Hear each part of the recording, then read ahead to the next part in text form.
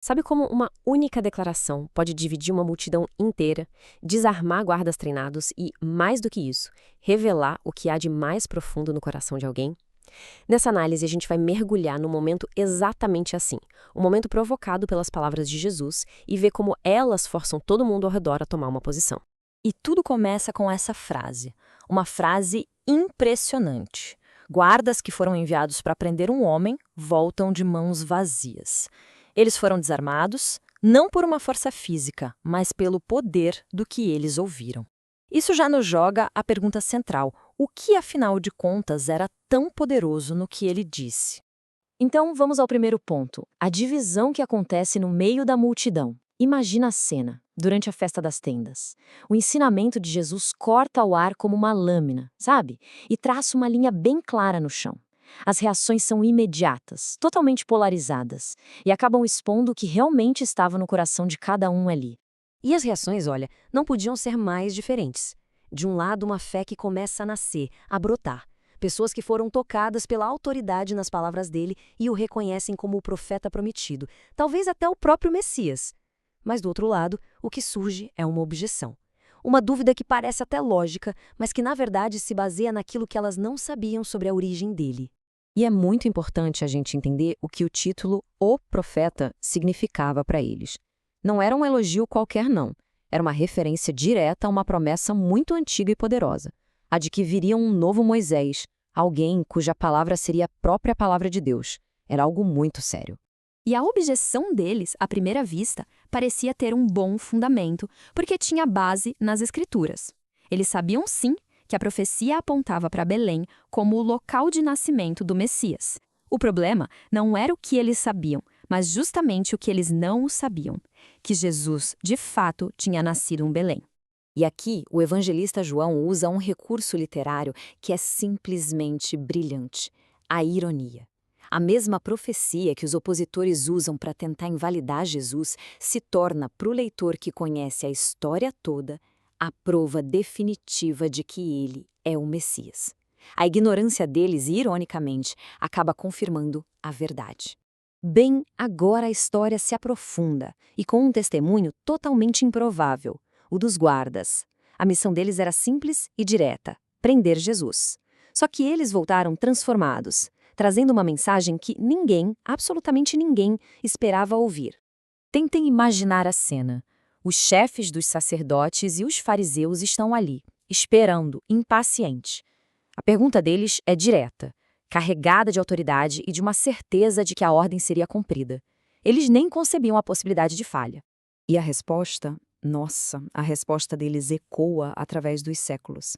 Não é uma desculpa. Eles não dizem: a multidão nos impediu. Não, é um testemunho puro e simples. Eles foram completamente cativados não por um milagre que eles viram, mas pela força irresistível da verdade que eles ouviram.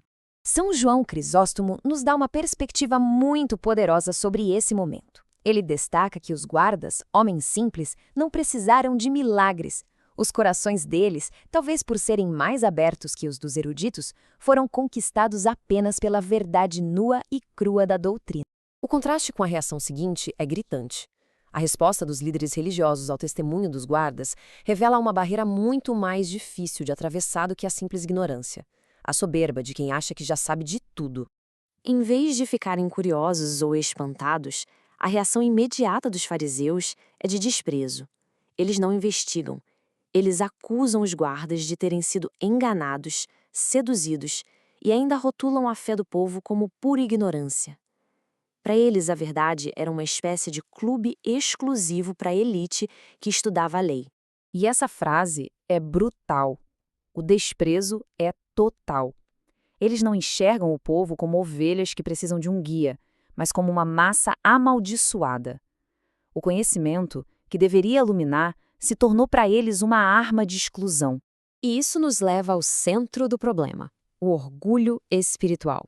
É uma trágica ironia, onde o conhecimento, que deveria ser uma ponte para Deus, se transforma num muro intransponível. A sabedoria deles os cegou para a própria sabedoria, que estava ali, bem na frente deles. Mas, no meio daquela assembleia de corações endurecidos, algo inesperado acontece.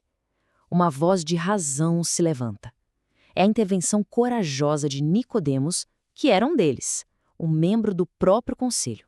A abordagem de Nicodemos é genial. Ele não entra na discussão teológica. Ele simplesmente os lembra do princípio mais básico da justiça, usando a própria lei que eles tanto diziam defender.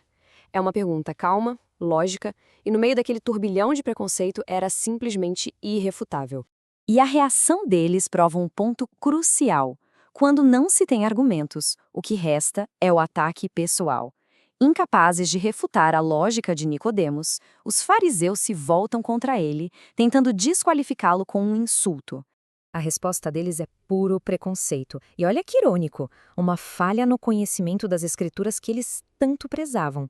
Acusá-lo de ser galileu era um insulto, e a afirmação de que nenhum profeta viria de lá era, no mínimo, imprecisa. O ódio já tinha cegado completamente o julgamento deles. E com isso, o encontro termina no impasse. Uma única voz de justiça foi suficiente para frear, pelo menos por um momento, o plano deles. O conselho se desfaz. O confronto é adiado, mas aquela divisão profunda, a linha traçada lá no início, essa permanece. No final das contas, essa passagem nos confronta com uma escolha. Diante da verdade, a reação se parece mais com a dos fariseus, com seu orgulho que cega, ou com a dos guardas, com a humildade que lhes permitiu ver e ser transformados? Essa é a questão que ecoa para cada um de nós.